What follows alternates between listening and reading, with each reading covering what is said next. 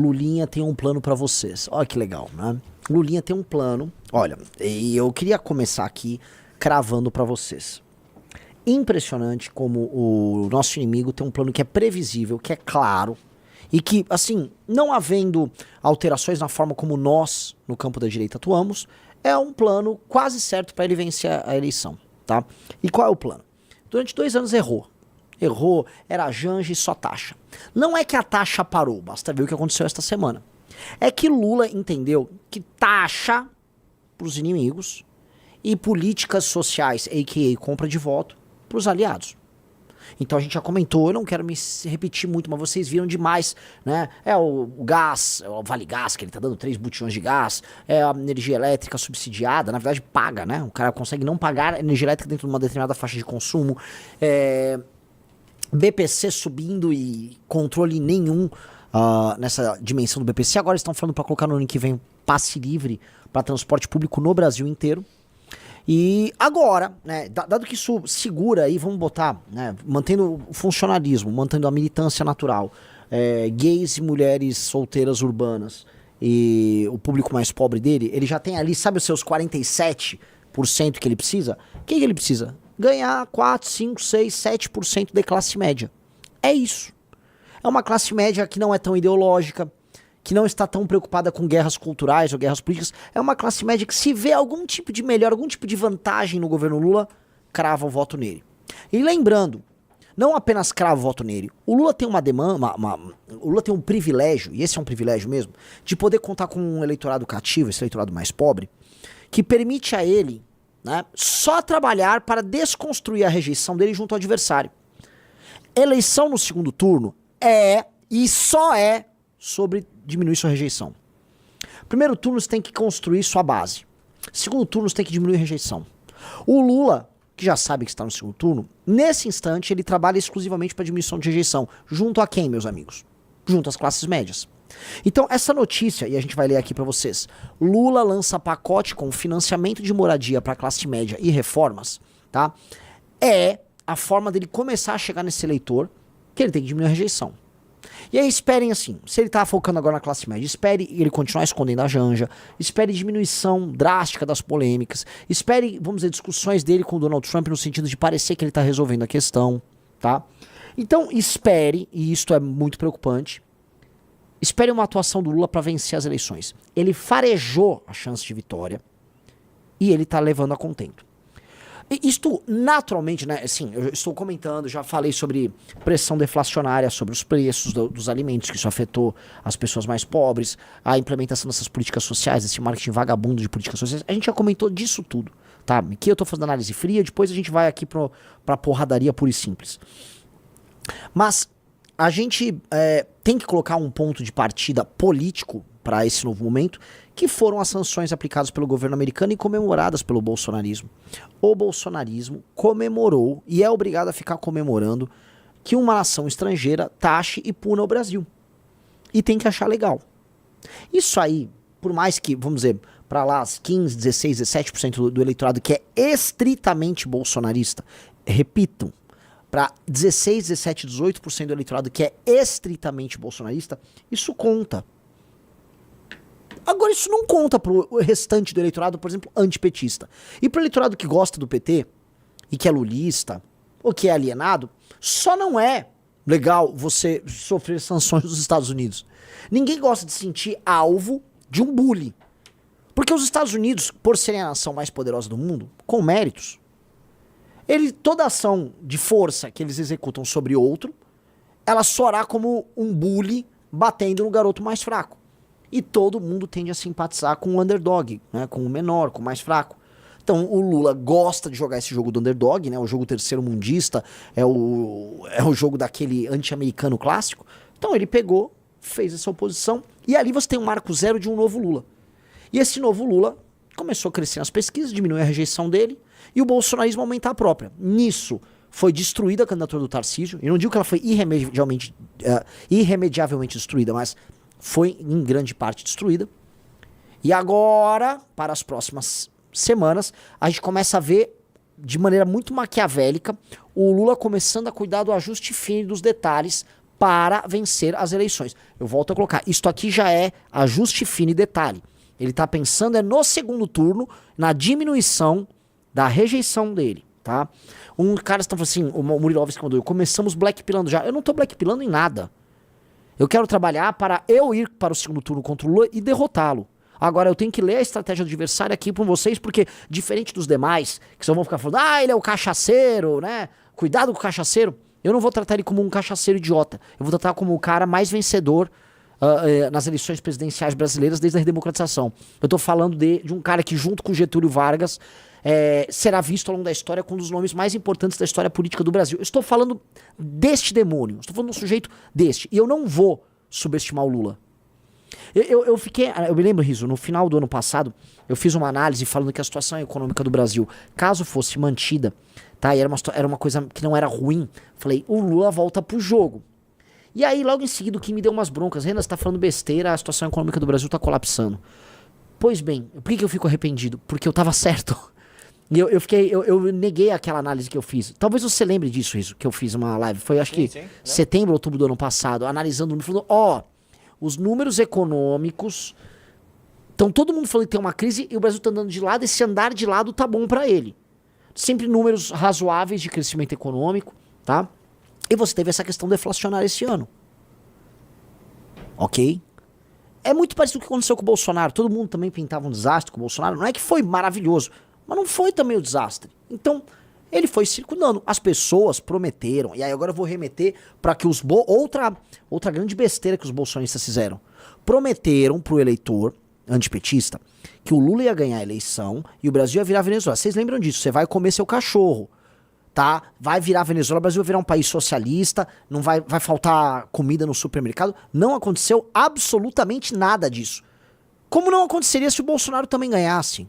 Não é assim que as crises se dão num país como o Brasil. Não é assim. Um país que tem centrão, né? O centrão faz com que nada mude, nem pra melhor, nem pra pior. Tudo fica andando de lado, no limite da mediocridade. Esse é o modelo de um país controlado pelo centrão. E o Lula tá ali, no limite da mediocridade, né? Só que a mediocridade é assim, ele tira um pouco daqui, joga um pouco aqui, tira um pouco aqui, joga um pouco aqui. E ele vai dando, o país vai ficando um pouco produtivo, o modelo não tem condição de se manter, mas é suficiente pra ele se reeleger. Hoje, o que eu me arrependo, meus amigos? Hoje eu me arrependo, tô sendo bem honesto, de ter olhado para aquela análise e ter jogado ela no lixo. Ela não estava errada. Talvez, peço pra galera achar, não agora, né, Riso? Acha depois, mas tá batendo, né? E aí vamos ler a matéria do pacote de bondades do Lula pra gente começar a entender. Então assim, a gente vai decifrar a estratégia do Lula até pra vocês verem a construção de uma, vamos dizer, com uma contraofensiva contra ele, porque é isso que precisa ser feito, tá? Calma, são duas matérias, né? Tem essa que você começou falando da live e tem uma outra que eu ia te mostrar depois. Quer começar pelo financiamento de moradia? Então vai. Lula lança pacote com financiamento de moradia para a classe média e reformas. Anúncio ocorre 1 ano depois das eleições, quando o presidente deve pleitear continuidade. Veja como deve funcionar cada programa. O presidente Lula lançou nesta sexta-feira, um pacote para o mercado imobiliário. Uma política que abre espaço para o financiamento de moradias para a classe média e um programa voltado a reformas e melhorias habitacionais. O principal anúncio do dia é a nova política para a classe média. A medida estará voltada a financiar moradias a famílias que ganham entre 12 a 20 mil reais. Como mostrou a CNN, a medida vai na prática liberar dinheiro do SBPS, Sistema Brasileiro de Poupança e Empréstimos, segundo fontes próximas ao assunto. No entanto, o presidente da Caixa anunciou que a instituição voltou a financiar cota de 80% no SBPE. De acordo com o Planalto, as novas regras criam um modelo mais eficiente que permitirá a ampliação da oferta de crédito habitacional no país e criará uma transição gradual rumo a um modelo mais sustentável e competitivo. Além disso, eleva um valor máximo do imóvel financiado no SFH de 1,5 milhão para 2,25 milhões de reais. Prossiga. Até agora, beleza. A poupança será maximizada como fonte de financiamento, ou seja, na medida em que mais valores são depositados na poupança, mais crédito será disponibilizado para financiamento imobiliário, o que tende a ampliar a oferta de crédito, considerando ainda as captações para o mercado por beleza. Desce, vamos ter mais alguma coisa. Tá, beleza, dane-se. Reformas. Aqui, ó.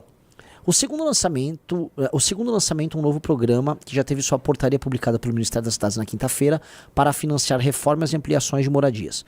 Poderão pegar dinheiro emprestado para reformas e melhorias moradores de áreas urbanas com renda familiar mensal de até R$ 9.600. A faixa melhoria 1 vai de 3.200 mensais, a faixa melhoria 2 vai até 9.600. Só serão atendidos imóveis residenciais e mistos. O valor mínimo do financiamento será de 5 e o máximo de 30. Serão considerados para o valor gastos com materiais de construção, mão de obra, elaboração de desenhos técnicos, além de visitas técnicas de blá blá blá.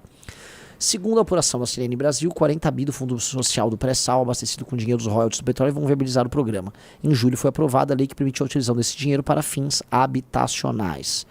A nova política para a classe média. A política do governo será permitir a livre utilização de recursos pelos bancos em operações rentáveis, com a contrapartida de as instituições considerem crédito imobiliário em montante equivalente ao captado.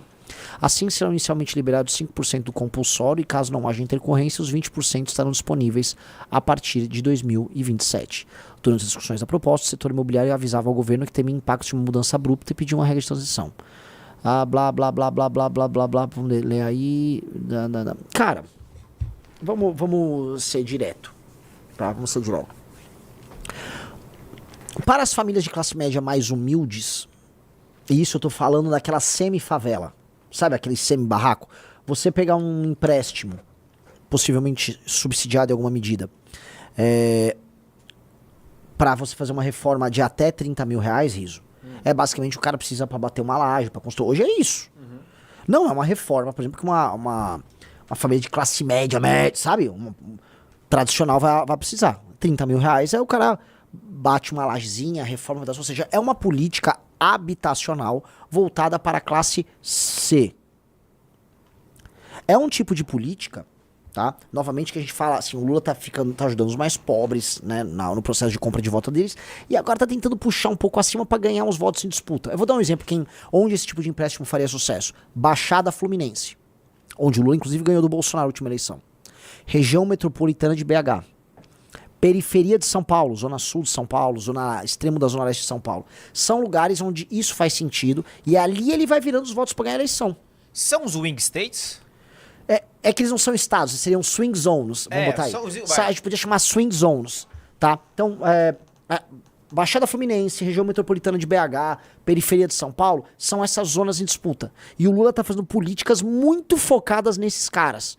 Pra quê? Pra consolidar a vitória. Entenda, 1 milhão, 2 milhões que vira de um lado pro outro, 500 mil votos que viram de um lado pro outro, pode definir o resultado da eleição. E me parece que ele tá focando com um tiro de sniper ali, nessa política de reformas. A outra, que é pra adquirir os imóveis, essa vai pegar um público de classe média, mesmo até classe... Né? Se eu falar, por exemplo, um apartamento de 2,25 milhões, sei lá, por Curitiba, Porto Alegre, se eu falar talvez em Goiânia, se eu falar numa capital do Nordeste, eu tô falando alguém até que será considerado rico nesses lugares, tá? Então, o que nós estamos falando? Ali ele tá contemplando, né, pra pessoa ter uma sensação no que vem de que ela tá melhorando de vida, ele tá contemplando o cara com a possibilidade de comprar um apartamento, e aí você melhora a percepção geral do seu adversário da própria situação.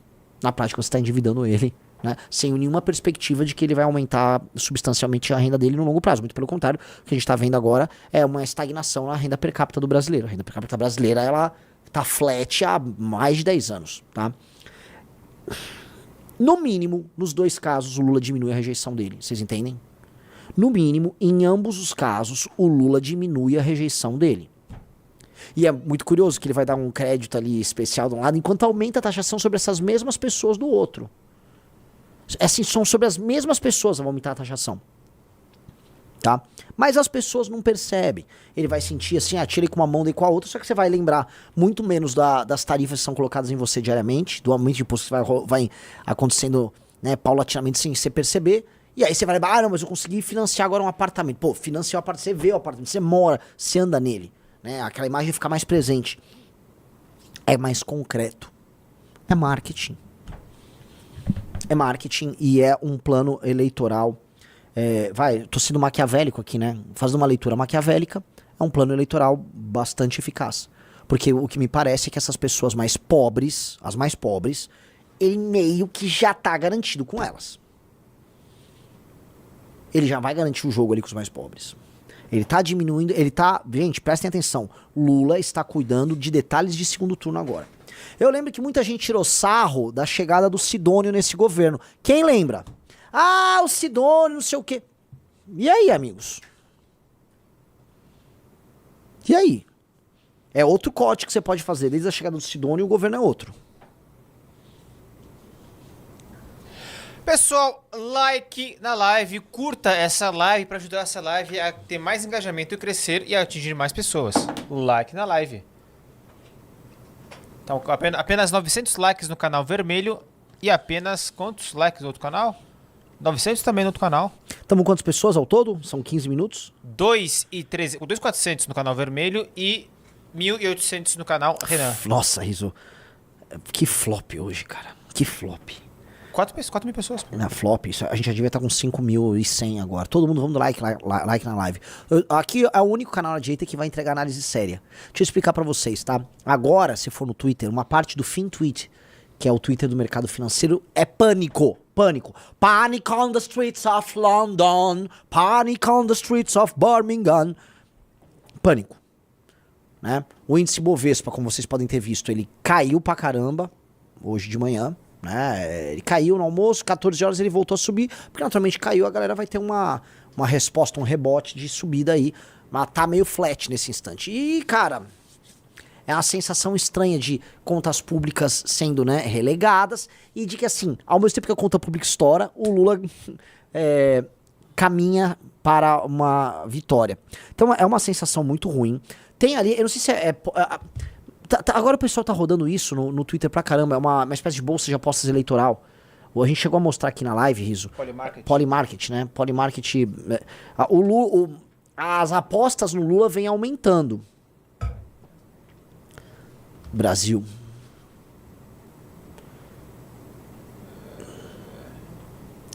É esse aí? Amigos. Veja só como assim... abriu uma boca de jacaré do Lula pro Tarcísio, né? Nós precisamos aparecer logo aí nessa lista, amigos. Nós precisamos começar a aparecer nessa brincadeira. As apostas lulistas, elas estão aumentando. Então, você tá vendo, senhor, na Faria Lima, uma espécie de um pânico. Meu Deus do céu, deu tudo errado. Sim, galera, vocês foram enganados nesse papo de Tarcísio. Vocês foram enganados.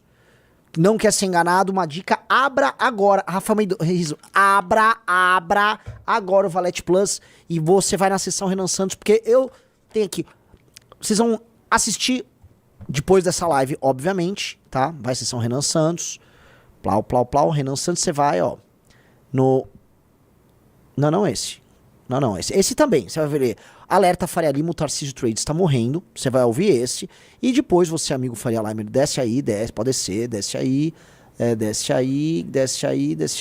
Quadrimônio de Freitas e Trade Ratinho, é esse aí. Então você vai ouvir esses 2 episódios, tá? Ouça esses 2 episódios e aí você se informa melhor do que a galera que tá botando mó, é isso aí, fique animado, calma, slowdown tem que ir easy. Não tá fácil aí esse jogo, tá? Até o Nicolas percebeu. Ele deu uma entrevista pro UOL e falou, o Tarcísio é um grande candidato, confio nele, tá? Mas ele precisa ver, né? Porque ele tem uma eleição certa em São Paulo, ou seja, o próprio Nicolas jogou ali um dos elementos desse quadrinômio de Freitas, que é o Tarcísio ter, assim, ele só trocaria o certo pelo certo. Ele não troca uma eleição certa em São Paulo por uma eleição incerta à presidência da República, tá? Então o mercado tá assim. Já o resto da direita tá falando caca. Estão comemorando, veja só que insanidade. A grande vitória, acho que tava uma Mafinha falando isso. Não, ninguém sabe o tamanho da vitória que foi fazer o Barroso sair. Primeiro, o Barroso não saiu por causa de Magnitsky nenhum. O Barroso já estava falando em sair muito antes dessa história. O zum do fim da carreira do Barroso, você já começa a levantar, é desde o período em que a esposa dele tinha se adoentado. Essa história já não é de hoje. Agora, mesmo que fosse verdade, você não comemoraria a possibilidade de sair o Barroso, que já foi divergente do PT várias vezes. Só pra lembrar, o Barroso votava a favor da Lava Jato, tá? Só pra lembrar vocês. Por um cara que será completamente leal ao Lula. Por enquanto, o favorito a levar a vaga do Barroso é o Bessias! O Bessias! E aí a galera do Bolsonaro tá comemorando isso, Riso. Estão pedindo pra comemorar. Comemorar, me falar, eu espero que seja mentira, que não sei se era o Malafaia ou alguém tá falando, não, mas o Bessias, ele é cristão, porque já vai pintar essas conversas aí, não, o Bessias é cristão, pelo menos, não sei o quê, e eu fico vendo, eu fico olhando, eu fico, pô galera, este é o nosso campo político, sim, infelizmente, né? Não é o campo político, o eleitor, o eleitor, se for apontado para ele, o eleitor tiver chance de comparar e tomar uma decisão racional, claramente o eleitor não vai ser besta, ele saberá enfrentar o PT. Agora o problema são as lideranças. Eu volto a repetir aquilo que Leon Trotsky falou desde o início da Revolução Russa, quando ele percebeu o fracasso dela, 10, 15 anos depois, que o problema do fracasso da Revolução é um problema da liderança da Revolução. Você não pode ficar culpando a base, certo? A liderança da Revolução bolsonarista, a liderança da direita brasileira atual é horrível. É uma liderança débil, uma liderança comprada, vagabunda, que tal qual se a Revolução Russa se burocratizou, no sentido de se tornar, vamos dizer, um aparato que vira um fim em si mesmo, o bolsonarismo também. São administradores de mandato em redes sociais, não tem propósito nenhum. Se pedir pra eles falarem de qualquer outro assunto que não seja anistia e xingar o PT, denunciar o Lula, eles não sabem fazer nada. Né? Hoje, só pra comentar, eu fico muito feliz que nós estamos, desculpa fazer esse parênteses, nós estamos pautando o debate nacional. Né? As pessoas estão falando de favelização e desfavelização. Fomos nós que trouxemos esse assunto. Eu acho muito engraçado, porque eu fui hoje Quem assistiu hoje de manhã o Regis Tadeu comigo lá? Foi um bate-papo sensacional.